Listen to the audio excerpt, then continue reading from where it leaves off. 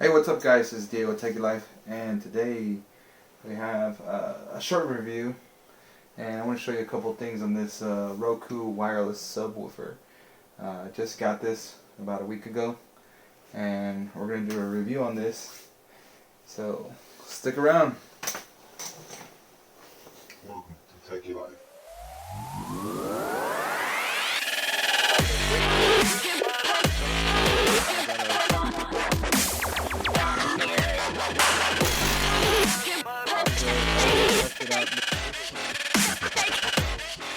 Alright guys, so this here is the Roku wireless subwoofer. This is actually one of the part of Roku's lineup for their wireless products. This recently just came out, it's not too long ago, but I decided to go ahead and take a look at it and experience what the hype is here. So this is very easy to pair up, very simple for anybody to do. Basically, you got 3 steps. You plug it in, you pair it, and you enjoy it. So this actually pairs up with the Roku soundbar, which at the moment I haven't made any reviews for that one. But I want to start off first with the subwoofer here. The subwoofer here just adds basically bass to to your experience, watching experience, and kind of brings the surround sound a little bit more to life, a little bit more reality of explosions and everything, bass booming. Stuff that you wouldn't hear with the regular speakers, you hear with this. So we have here, let's go with the model number. It's actually the model number 9201. There is 2 variances of this model. There is the one that Walmart makes, which is the ONN brand, and it's independently made by Walmart. And then there's the Roku version of it. So the ON is actually supposedly Roku says that it has a little bit less power going to it, and this is the little bit more powerful one here. Enjoy enhanced low frequencies with thunderous response at any volume. Elevate your music from upbeat melodies to soulful instrumentals, and enjoy deep resonant lows for music you can feel. Cinematic sound, bring movies and music to life with heart-pumping bass and louder sound for a theater-like experience. And easy wireless setup. No need to run your cables across your living room. Just plug in the power and pair it to your Roku soundbar. It says wireless connects from 30 feet. Let's see here. Tech specs. So this is where I always look at. This is a digital amplifier with 200 peak power, which is 125 watts of RMS, and it's also a 802.11 AC dual band wireless. Pretty cool. What's included? Roku wireless subwoofer and the power cable. What you should know: Roku wireless subwoofer is designed to work with Roku Smart soundbar and other compatible Roku audio products. Does not include standalone streaming capability. Let's see here. This is a 10-inch subwoofer, and which is one of the reasons why I got it. Let's go ahead and get this out of the way here. Just wait until you feel this. By the way, the unboxing experience has been very good, very well presented. It really is pretty easy. You can't really mess this up, and it makes it feel like a premium product already. So here's the actual Roku sub, and if you can feel it, it feels pretty. I mean, you can't feel it, but it sounds pretty solid here. This is not like one of those cheap surround sounds that you purchase and whatnot. That comes with 5 speakers, like this cheapo crap that I bought a couple years back. Anyways, this is very solid. It's got some weight to it. The bottom, one thing I don't like from this is actually paper. This is the paper subwoofer. I don't like that, but hey, I mean, maybe it sounds good, right? But it is a 10-inch subwoofer, which is pretty. I mean, look how much it takes the size of that. It uses all the size that it needs to fit that 10-inch sub. On top we have here a Roku. It has a little Roku. What do you call it? Logo. Towards the back we have just a power plug, which is just a 2-prong power plug. that connects to like the TVs and whatnot, the Samsung TVs. Anyways, it has, this is the built-in amplifier, I'm assuming, and there's like a little reset button on here that if you want to reset it, the connection, and that's really about it. There's not much to it. This, like I said, this is pretty heavy. So far from what I've been listening to it, it seems pretty good. I mean, it's one downfall that I will say about this. If you look at this, there is no port for it to exhaust. It can be a good thing, it can be a bad thing, but if you don't have a ported enclosure, you're basically not allowing to for the full capacity. If you have surround sound or something, you know, music that has long bass notes, this is not going to respond well to it, and it's not going to be as loud. So, but with the sealed enclosure, you actually have the benefits of a punchy bass that surround that responses pretty quick to like rock music, to like drums. This would be the more ideal selection for it. One thing I didn't show you, it just comes with like, it says just wait till you feel this. It has really simple instructions, so it tells you exactly what you need. It says power up the subwoofer, prepare to connect it, and then follow the on-screen setup. It really is pretty simple. They made it very easy for you to do this, and then they also included a sticker here. It says Roku, and then this is I love Roku. It's kind of hard for you to see on camera, but yeah. Now the next step that I'm going to be doing right now, it's no longer a part of the review, but I will be trying to tune it up a little bit with hopefully opening and disassembling this up, and y'all gonna see that because there's no other video showing anybody disassembling the Roku portion. I'm very curious to see what's in there, so just stick around and we'll get to it. Alright. So I know this is kind of up close here, but here we're gonna start off by laying this down here. What I did is I actually took off these rubber grommets, rubber feet actually. I removed them out of here, took them off, and we're exposed to, what do you call it, some screws here in the bottom. They're Phillips head, I don't remember, number 1, something like that. Give me a sec. So I've already taken pretty much all of them off here.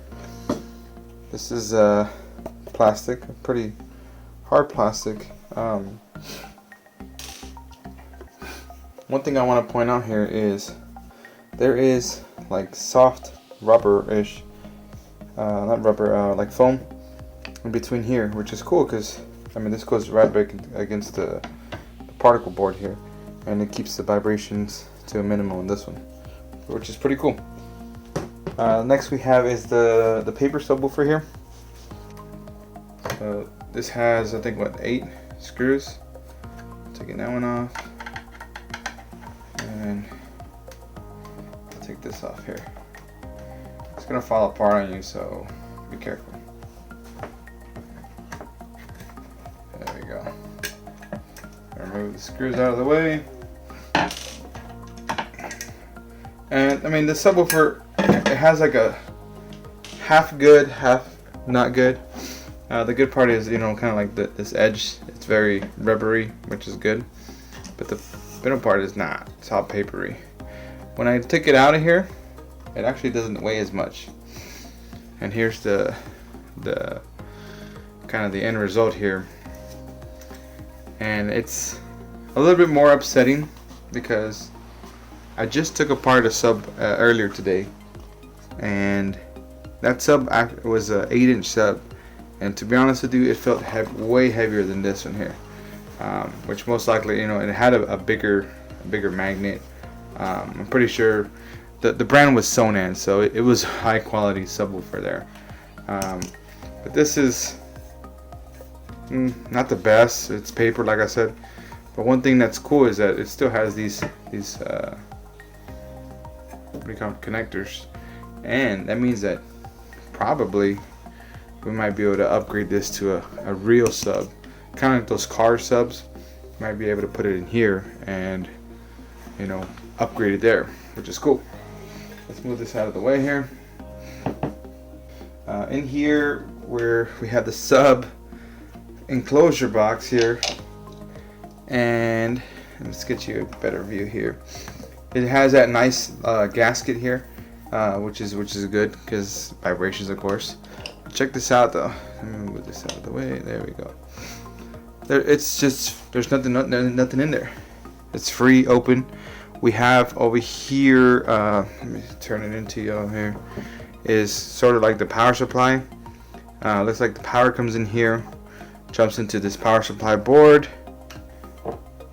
into this board here, and then we have an external output here that plugs into what is, I believe, the kind of like the main board for it, down in the bottom, and they're all connectors that can be taken apart. So the cool thing is, if one goes out, if something goes out, you'll be able to troubleshoot it, you know, or replace it if needed, and you don't have a bad sub, you know, a sub just laying there, whatever. Another thing to point out is they sealed the interior of it, which is pretty good. So the interior is sealed, and it builds a pretty decent box. I mean, they build a pretty decent box here. I mean, the quality's not bad because if you think about it, we spend this goes for, I bought it for like $130, $140 along with the bar. I purchased the bar with it. So anyways, let's I want to show you the main board here because there's something interesting here. So this is the main board in the back here, and this basically is like a stick-on sort of clip-on. You gotta be careful when you pull this out. Let's see if we can get it here without breaking it.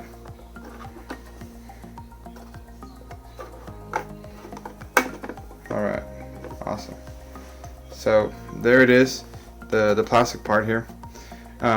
What I've noticed is I already took it apart a little bit. This is actually like heat exhaust or whatever you want to call it. And this right here is actually a heat sink. And I'm gonna remove this real quick. I don't recommend you removing this, but I mean I obviously did already. And only because there is a heatsink in the back of it. I mean, this is the heatsink for it. If you see there's the processor in the middle. Let me give you a better glimpse, but this is all aluminum and has a heatsink, the compound. Let me see if I can zoom y'all in a little bit here. All right, and yeah, guess what you see in the middle there? USB right there. So I don't know what type of expansion or what type of USB that would be for. That looks to be like a USB. Let me see that 2.0.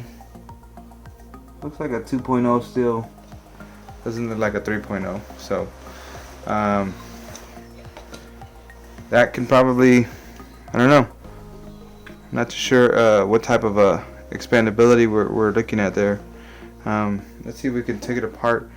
Let's see the rear of this main board, since we already have it already taken apart there. I haven't taken this apart yet.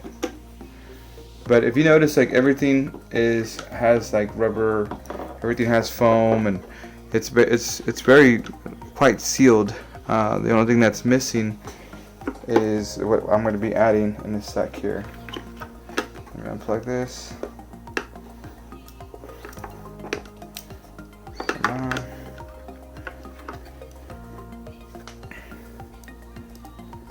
Alright, I was trying to unplug the other board. So this is the main board here. Processor's in the middle there. I'll give you a better glimpse there. I don't know, for y'all nerds that like to see the boards.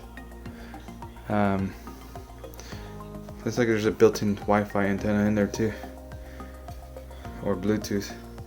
You got two big caps here in the back. And there's not really much of a board. I guess that would be your board number there, because not really a board number on here. So 32. It even tells you some of the voltages on here. 15 volts. Oh, sorry, Yeah, 15 volts, 32 volts. So I'm assuming this is going to be the one, or there's a number here. Come on, zoom. Yeah, we're not getting it good. There we go. KT015HI, something like that. I don't know. So anyways, that's the breakdown of it. So my next step now is to give it a better punch here. So this fiber fill here, I'm just gonna stuff it in there like that. And that's it. It's basically about 4 ounces in there. There's not much left in there, but it'll do the job. Hopefully, it will make the bass sound a little bit better. My only concern is that I won't make any of this short circuit here. But that's it. So, guys, hopefully you like my review here, my breakdown. I know I went into detail, and hopefully gives you a better glimpse of the Roku, and I broke down my Roku for y'all. So till next time, guys, I'll see y'all later. Catch you in the next one. Peace.